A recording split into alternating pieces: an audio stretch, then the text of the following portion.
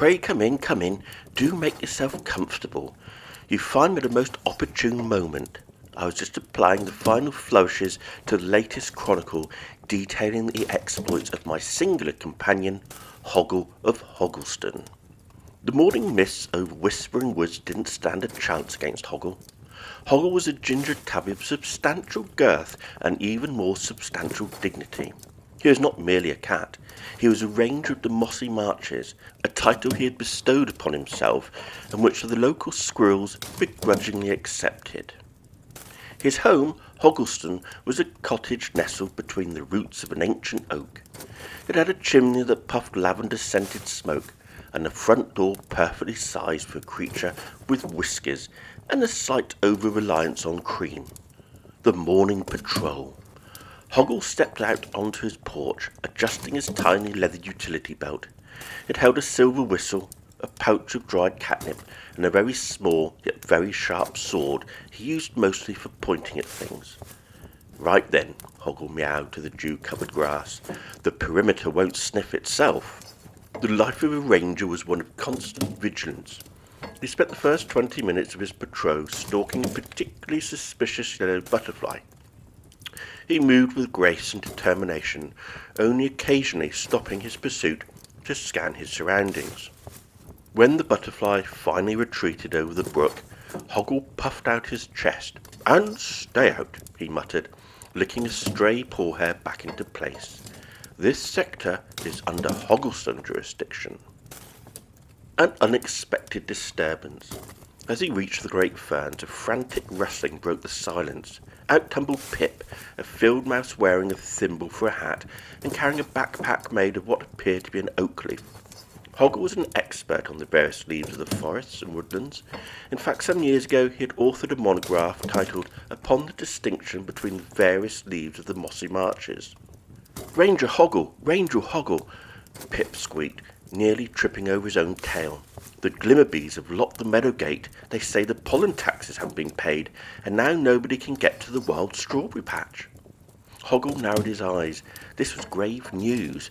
The wild strawberry patch was where the forest folk gathered for the solstice jam, and more importantly, it was where the heavy cream cows liked to graze.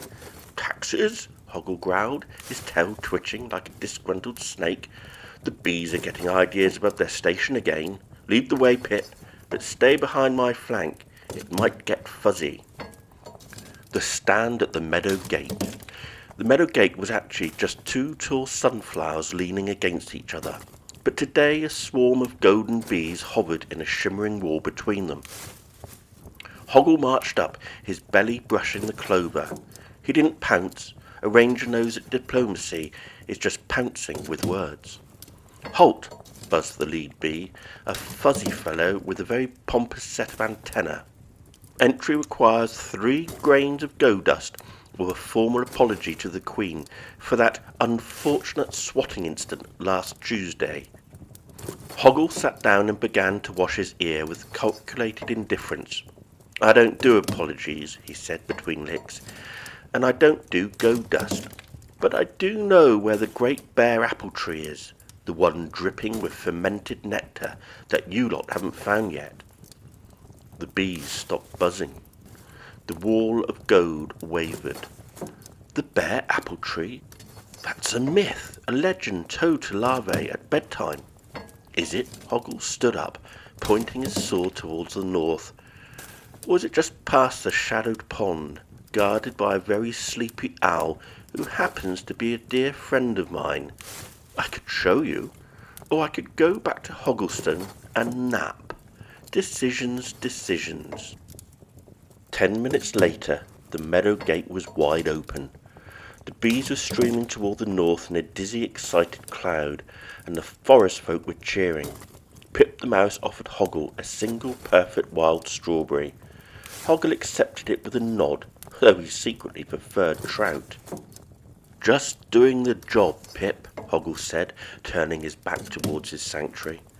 "The marches are safe for another day." As the sun began to dip, painting the sky in shades of salmon and violet, Hoggle retreated to Hoggleston. He hung up his utility belt, curled into a tight cinnamon roll, and let out a long, rumbling purr.